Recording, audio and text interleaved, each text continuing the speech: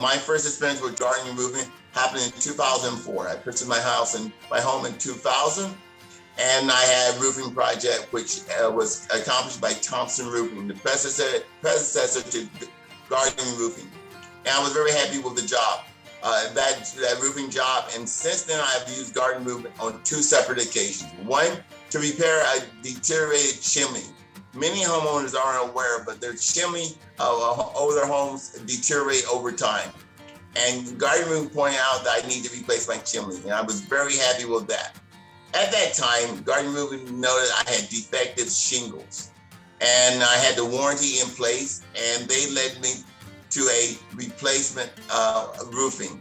A matter of garden roofing is quality control. On both previous jobs, they performed quality control to ensure that the proper materials, the workmanship was done appropriately.